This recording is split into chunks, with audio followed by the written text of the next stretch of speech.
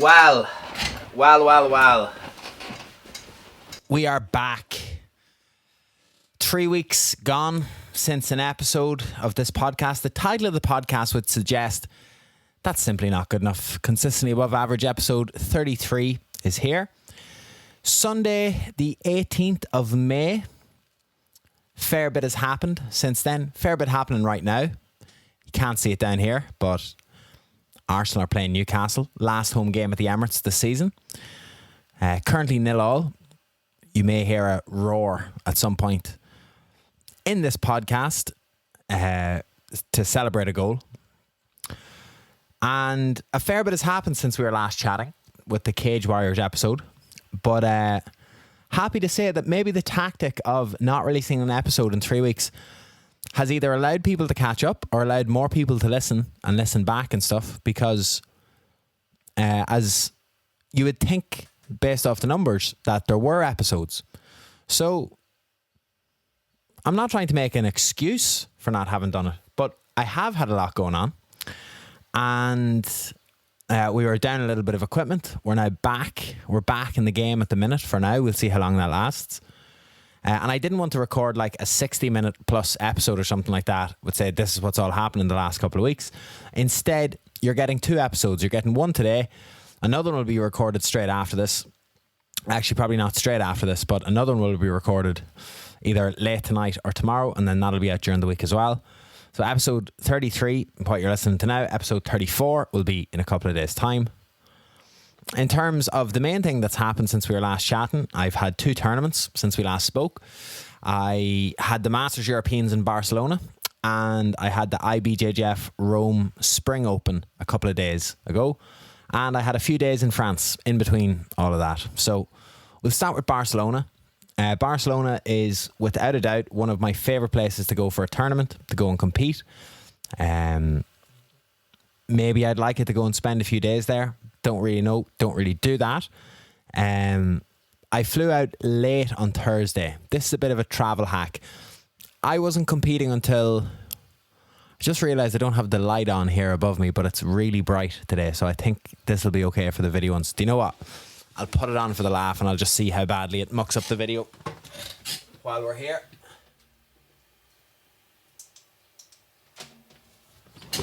Oh, beautiful. So I wasn't competing until Saturday, but I knew that I would have to be worried about my weight and cut weight. So I got like a 10 o'clock flight to Barcelona on Thursday night, which was quite cheap. And when I was on, so that I'd have all day Friday there and then compete Saturday, home on Sunday. So I flew out late on Thursday. So as I was on the bus to the airport, further proof, if you didn't need it, that the conversations that you have and the thoughts that you have are probably being read by your phone. It gives you stuff on social media that reflects that. As people will know, when I go to tournaments abroad, I'm an absolute fiend for a 24-hour, 48-hour, maybe, even if I'm feeling up for it, if I'm there for long enough, a 72-hour metro and bus ticket, an all-inclusive pass that allows you to go throughout all the zones or whatever like that. So, as someone who's coming from Dundalk, who, fair play, they have recently improved its domestic bus routes and services and starts time. But since I have a car here, I drive to and from the gym or to the supermarket or get coffee, and that's about it.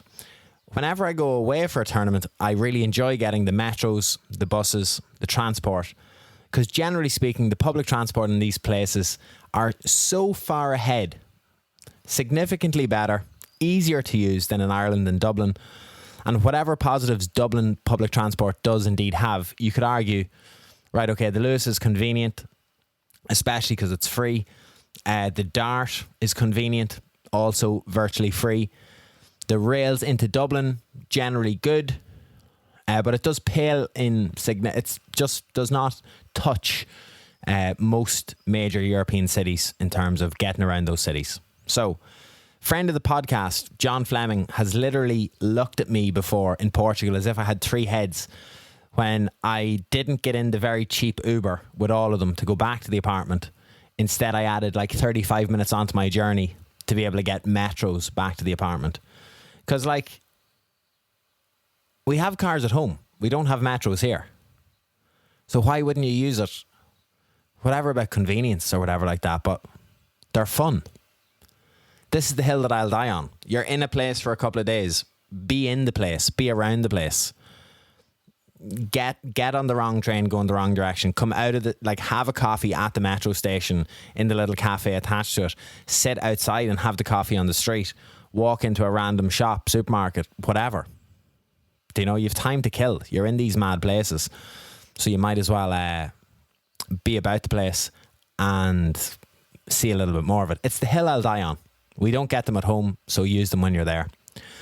So as I'm on the bus up to the airport, thinking about how I'm going to be on the Barcelona Metro, something comes up on Twitter that explains the plans for a metro in Dublin, specifically connecting the airport, actually date back all the way to 1916. There is an area in the airport that is used today as an overflow check-in area in Terminal 1.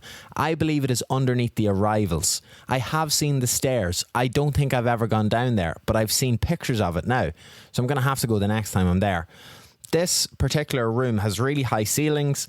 It was originally built and designed to be the metro station hub at the airport over 100 years ago. The reason that this was there and it was designed and how it came about, and I learned this from the Twitter thread. In 1914 in Ireland, there was a planning competition held by the government. It was launched for Dublin, and the winning entry was put in by Patrick Abercrombie. Can't say for certain he has anything to do with the clothing dynasty. He was a professor of civic design at the University of Liverpool, and he proposed thousands of new homes in Dublin suburbs to help take the pressure off the buildings that were falling down in the city centre and killing inhabitants. And even in lands, suburbs that were owned by the port, and connecting it all together by a metro influenced by European planning and other European cities. That is the earliest proposal for a metro in Dublin's history, and it came before, technically, the founding of the state that we currently live in today. The idea was ambitious, but hardly absurd. By 1916, 13 cities worldwide had some kind of underground system, including London, which launched in 1863. And think of the depth of how far some of them London stations are. They had it from 1863, and Glasgow, which launched in 1896. Now, this led me, I read the thread, I loved it. I ended up reading the guy's Substack and stuff like that. It's a longer piece on it. Really, really good. It then led me to find out that at the time, town planning, like infrastructure planning, was effectively a competitive entity in different cities around the world. And it then went on to feature in the Olympics. Starting in 1928 for 4 consecutive games, town planning was a designated Olympic sport. At the 1932 games in Los Angeles, John Hughes won gold for Team GB for designing a sports and recreation centre with a stadium for the city of Liverpool. That's an Olympic gold medal winner right there. That's a gold medal Olympian. You may be shocked, but you shouldn't be shocked to find out that in 1963, in the German games, in the Berlin games, the winner were the Germans, and they submitted the plans for an Olympic stadium that was purposely built for the games, which is a cop-out. It's a cheat. It's like doing one thing and getting credit for it twice. You've already built it for the thing, and then you decide, let's enter it in the Olympics and win a gold medal for that as well. It ended up getting taken out of the Olympics because there was a concern that the winners would benefit professionally from victory. And in this particular discipline, it's not in the spirit of the games, as it's an amateur background, so it was taken out shortly after that. So basically, yeah, we were close to a metro in Dublin, but the money and effort at the time went into the Ardnacrusha hydroelectrical plant instead. Hadn't thought about that word since secondary school until I looked at it. Plans got close again in the 1970s, which involved building 4 new towns around Dublin suburbs and how it could connect to the city. Then a financial downturn in the 1980s put that. As the new century rolled around, Ireland was booming. This is from another Substack that I read. Ireland was booming, and a Dublin Metro seemed within sight once again. The Dublin Metro Group Consortium, including Japanese conglomerates Mitsui and Nishimatsu, offered to design, build, finance, operate and maintain just so we're clear, somebody offered to design, build, finance, operate and maintain a metro system running from Sandyford to Dublin Airport and Tallaght for a lump sum. The Cabinet opted for the Lewis instead. So it's been planned and talked about several times. Mental to think that we could have had one up and running to the airport now for a fraction of what it would ultimately cost now. Groups and people who know people that make the decisions will ultimately profit from that in the future to an obscene degree if it is eventually ever built in Ireland. But when you are dieting for tournaments and you're cutting weight for tournaments, the most mundane things can seem very, very interesting. You can imagine my absolute disappointment that after being so engrossed in the discussion about the metro and the trains, that after my very late flight got into Barcelona, got me at a time that the metro wasn't even running. And like a chump, I had to get a taxi to the airport. So, all good things do not come to those who wait. Speaking of weight, I woke up the next morning about 1 kilo overweight, wearing my gi. I have been adamant that for this particular tournament, I was going to make minus 70 kilo. I have been a lot more disciplined with my food and my intake over the last 6 or 7 weeks than I have been probably since I was a brown belt. And it felt good seeing the weight drop, making your own meals, abstaining from the full sugar tins of fizz, appreciating a nice Pepsi Max. Still on the Pepsi Maxes, to be honest. But I will admit that my good friend Yannick McGee will be called upon in future. He will be getting my money. I will be hiring a nutritionist. We may even get him on the podcast very soon to talk about how important it actually is. Because that last bit, when you're closer to the tournament, seems to be the hardest to shift. You're worried, you're stressed, you're making yourself feel a little bit dreadful. You want to try and do it without making yourself feel as dreadful as possible.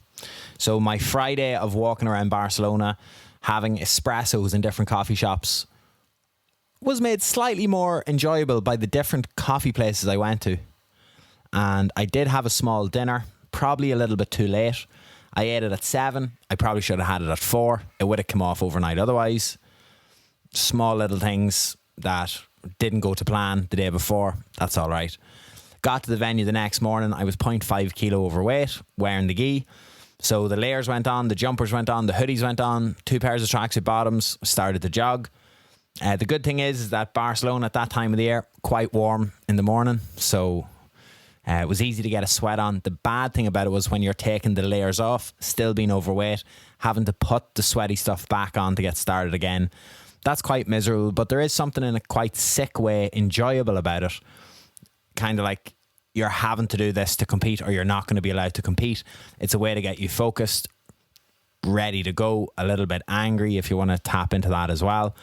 It's definitely not better than rounds of sparring, which I would have probably lost the weight a lot easier just by doing rounds of sparring. There weren't any warm-up mats there at the venue, so that wouldn't have been viable. And I would have been doing sprints to warm up anyway. Ended up doing that outside. Made the weight, 69.9 kg. The guy checked me and looked at me and he was like, ooh. And I was like, grand, we knew it. It was okay. 100 grams to spare. Got into the bullpen, sipped on the electrolyte mix. A bit of fast-acting sugars in as well in the form of Red Bull and a couple of fizzy sweets. Had my first match about 15 minutes later. Felt fine, felt good. I was able to win by knee bar, but admittedly I felt pretty crap about the match in particular because I felt hesitation, I felt nerves over certain things, certain sequences that I should have done with a little bit more assertiveness. It took me about 2 minutes to get a hold on the match to be able to funnel it into the position where I was able to ultimately get the submission. Second match, I was worried about going into. I probably let my head get the better of me a little bit more than I should have. It was against a really good guy from Argentina who's now living in Madrid. He put me in a triangle from the back and finished me with a Kimura to break the grip with about 15 seconds left on the clock. We chatted afterwards. I told him that I had studied his game. I knew he had a footlock. I wanted to try and avoid that. He laughed. He knew that I liked certain things because he had been studying and watching some of my matches the night before. And I do think that was a nice thought or a nice thing that like people do take matches seriously at that level. and they're studying your game and they're giving you the respect of being like, well, they're here, so I need to find out what they're good at. And I do think it is important to study potential people that you may compete against, but there is a fine balance of, you can study their game, that's fair enough, but then if you see their achievements or what they've won previously, you can put them on a pedestal higher in your head than you should. I do think the main thing is to try and study to see what they're good at, what they go for, what to expect when you're going to be competing against somebody, how they like to start the match, where you likely to end up in the match if they get their way, and different stuff like that. So after that, watching the rest of the bracket was quite frustrating. You go out second year in a row going out in the quarterfinals. You think that you could have done much better against other people in the division, and would you have rather faced the guy who bet you in the final? Different stuff like that. I am split on that because I have been told over the years, and I do agree with it, you either win the bracket or you get a lucky draw until you finally come up against the person who's going to beat you. I do want to be winning these tournaments, so you're going to have to potentially beat anyone who you come up against, but when you prepare hard, make the weight, you're ready for it on the day. To face better people early is probably not optimal. It's better to go against them when you have the confidence and the momentum of maybe having 1, 2 or 3 wins back to back. No big deal at the end of the day. We weren't sad for too long because Aaron Riley ended up winning gold in his brown belt Master 1 middleweight division, and that was one of the better things I've experienced at a tournament in a very long time. Aaron works full time, trains night times when he can during the week, never gives you an easy round. Literally the definition of a tramp. It's an awful time training with him, to be honest. He has peaked very well. He's prepared very well. He's had multiple wins and gold medals this year already. He's hemming and hawing at the minute about if he should go to Vegas in August for the Masters Worlds. He's currently ranked 4th in the world in his division after Dublin and Barcelona, which is quite good. I think if he did go and do the Masters Worlds, I think he'll win it. That's me being very biased. But he could also prove a point within the Team Tara's community that brown belts named Aaron who do Master 1 Brown Belt Worlds win Brown Belt Master 1 Worlds. We currently have a 1 of 1 success rate, 100% success rate. Aaron Devlin did it a couple of years ago. Aaron could further prove that point by winning it and making it 2 out of 2 for Team Tara's Master 1 Brown Belts. I was meant to fly home the following afternoon to Dublin. I was going to fly home, and instead I ended up getting on a Flix bus that was heading to Strasbourg, a 16.5 hour bus. Thankfully my stop to Perpignan was after 2.5 hours to go and see my dad and my sister. My dad was staying on until Thursday, and the flight home was only 30 quid. And we've already discussed my appreciation for rail and train services, so I knew I could get to the station fairly handy and make my own way home if it was needed. So breakfast in Barcelona, paella for lunch, pizza for dinner in Lucat a couple of hours later, a very nice pipeline. The few days away, the few days off were definitely very needed, as I'd had everything booked for this tournament since February.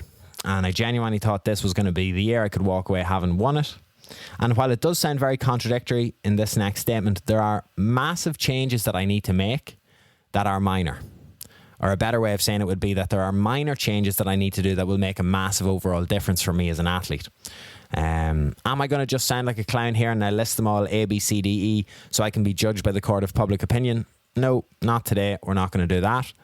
I'm going to do my best to do them, to be disciplined, to be consistent, do them for months, and then we'll talk about them. Because don't say anything before you start. They mean nothing until you're doing them. Chat about how important they were to be done after you've done them for a few months and notice the benefits and the difference. I've been going to this place in France with my family for over 20 years. My mum and dad worked very hard at the time to be able to take an offer that was given to them on a ground floor like apartment of a house in this small village. And it's very strange now to think about not used to like going away for so long during the summer when you were younger and you wanted to be at home and it was your time off school and different stuff like that, to now appreciating it a lot more when you're a little bit older. It's like going in a time capsule.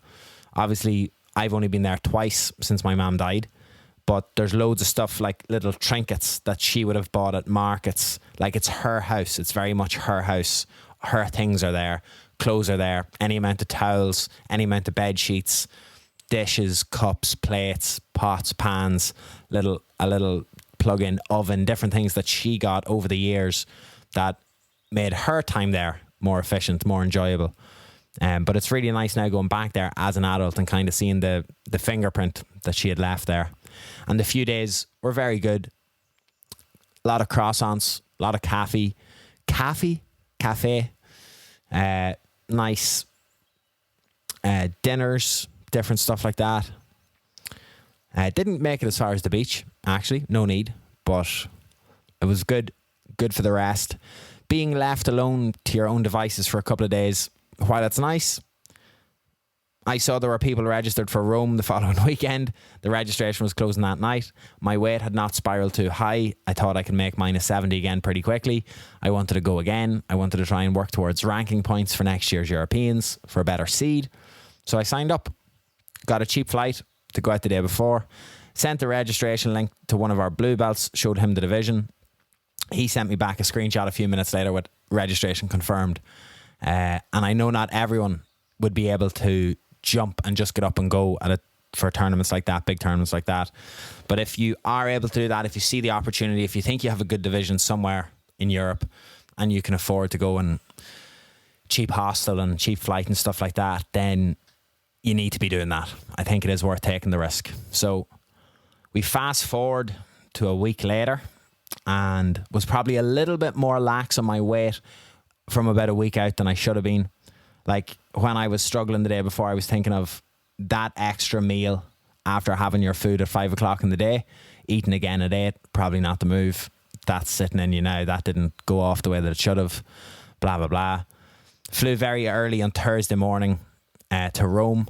Got chatting to a very nice man on the plane next to me who was heading to check a wedding venue with his family for his daughter's wedding, which was the following year, that day the following year. We chatted for over 3 years straight. It was 3 hours straight. It was class.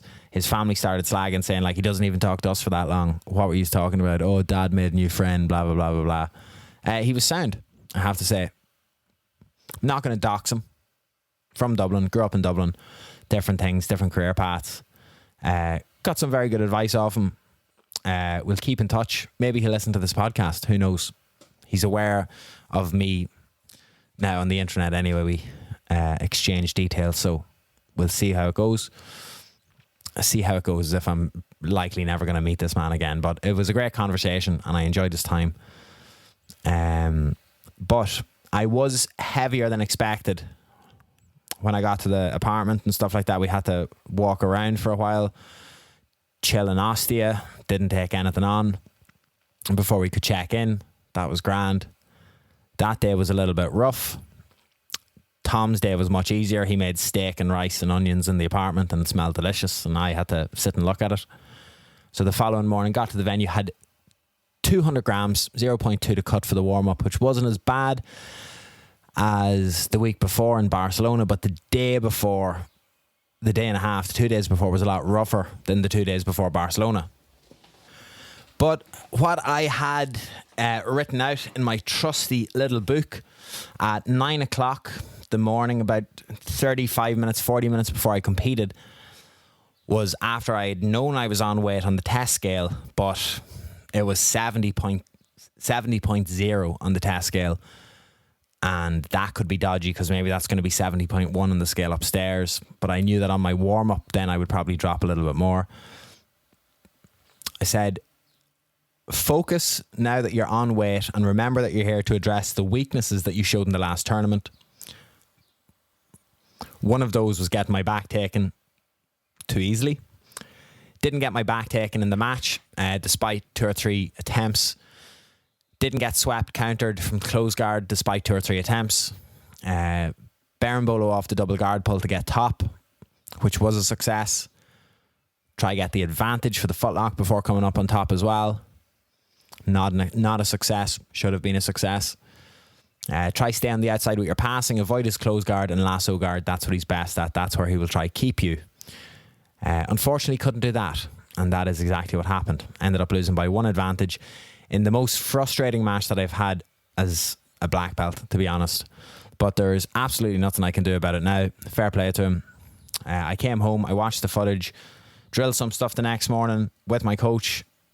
2 sequences in particular I come up against that I've since worked on. I think I would deal much more differently than the next time. It just shows competition is such an insane thing that you could be put in that position in the gym and you might be able to deal with it. Put in that position in competition under a bit of duress, you find it much harder to deal with. But it's hard to lose, it's gutting to lose, it's disappointing to lose. It can mess with your head if you're not taking it the right way, which we will discuss in the podcast that's been released later on in the week. Tom, who went with me, fair play to him, he had a great run in the end. Silver in his division, bronze in the absolute, lost both times to the gold medalist. He had a very tough match in particular in the absolute, which he won with 2 seconds left, where his opponent was being coached quite well by this other guy. But once he got 4-2 up, he got him into a 50-50 guard, and the coach was telling him, it's over, don't worry about it, we're going to win from here, you're going to stay here, you don't need to do anything, blah, blah, blah, blah, blah. Essentially encouraging the referee to give his guy penalties to a degree. Also got a tip from one of the head referees of the IBJJF. I said, look, this was before I competed as well, and I asked him, I said, as a coach, when you're cornering someone, what's the etiquette that you guys would respect the most when you're asking for a VAR check to be called? IBJJF now have VAR. They have referees watching who can go back and watch the incidences and rewind and different stuff like that. I said, am I going to look like an asshole for shouting, referee, check the VAR? And he said, no, we want you to do that. We need you to do that, because if the referee is hesitant, he's not going to ask us to keep checking everything. If a coach is asking for it, then he is going to get it checked. So you should be asking. If you think that there's something that needs to be checked, you should be asking for it to be checked. And that's the way that that's why we have this system in place. So that's grand. That helped for some of Tom's matches. Tom ended up submitting this guy with 2 to 3 seconds left on the clock. Possibly hurt him, to be honest. But the coach of the other guy blew up, started hitting the barriers, screaming, turned, walked away from the barriers while his athlete's on the floor clutching himself, like not able to stand up. He then had to be helped off the mat over to the medics. And while you don't like to see somebody being injured, like this guy, I think, was being told by the coach, hang on, there's only 4 seconds left, there's only 5 seconds left, 6 seconds left, whatever. Hang on, you have to eat this. Then he ends up getting his foot blown. Then he can't walk around the venue properly. Then he's injured. If he was going to do Worlds, he's probably not going to do Worlds now. Or if he is, he's going in incredibly compromised. So I think I got a good lesson from that coach anyway. Basically a perfect blueprint of what not to do in a position like that. You should stay on the mat. You should clap the opponent. If they choose to come over to you to shake your hand for whatever reason, because they might have heard you coaching, congratulate them. Like, that's what you should do. And then you're there to be able to speak to your own athlete whenever they are ready to speak to you, or whenever they're out of the bullpen and different stuff like that. Not like smash the barriers, throw a fit, walk away, leave your athlete there hurt. Like, that's a bit insane as far as I'm concerned. And maybe he's right, maybe I'm wrong. I don't know. I don't know what the correct way is. They did quite well as a team. They're state funded. They get a lot of money to train as full-time athletes. They get a lot of money for their travel and different stuff like this to tournaments.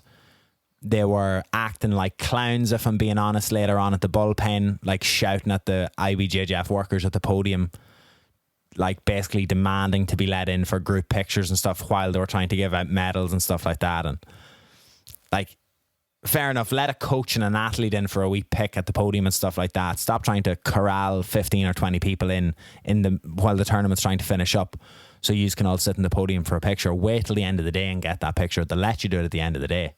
That's fair enough. But anyway, that'll be a good rivalry for him over the next while, because I know that guy will probably be looking to get him back at some tournament in the future if they cross paths again. And that's it. 2 tournaments back to back. A small trip to France. 0-0 in the Arsenal game at the minute. It's half time. Didn't sign up for the Irish Open. Registration closed last night. Can't tell you how many people signed up in total compared to last year. The numbers aren't public. Somebody did message me about saying that they're able to like look up the code and stuff like that to be able to see how many registered in the end, and I'm sure we'll find out during the week from them anyway. A very, very low number of black belts have signed up. I did say a couple of weeks ago that I probably wasn't going to be doing the Irish Open. We'll talk about that more in a few days' time. There's two main reasons. One of them being I'm working on that day and I'm commentating, and that date was locked in before the Irish Open. If I knew that the Irish Open was going to be on at a certain time and I could definitely compete and get away from it, I probably would have been more likely and more swayed to do it. I won it last year. I'd like to defend it again.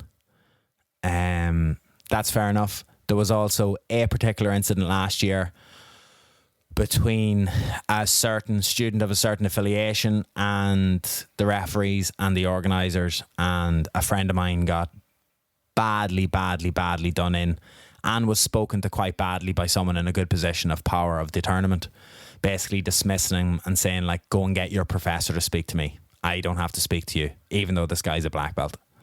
So I do think that whether you're a white belt or a black belt, you should probably be treated the same by the tournament organisers. And if that means that they don't speak to you full stop, that's no problem. But to like say that, oh no, well, this video system is in place to be able to correct mistakes, and look, it's a whole other thing. And we may talk about it in a few days' time. We may not. Regardless, fans of the podcast will not see a competitive appearance at the Irish Open. I'm sure you're all gutted, all devastated. But I will be there Saturday. I'll be there all day Saturday coaching, and we'll chat about that later on during the week. But overall, 1 and 2 in competition over the last couple of weeks. Not great. Some good lessons to be learned, taken from those two tournaments and a few days away. We'll see where that leads us, where it brings us next. And I will talk to you in a couple of days' time. Episode 33 of Consistently Above Average in the books. I'd say I'll talk to you Tuesday or Wednesday. See you then. Good luck.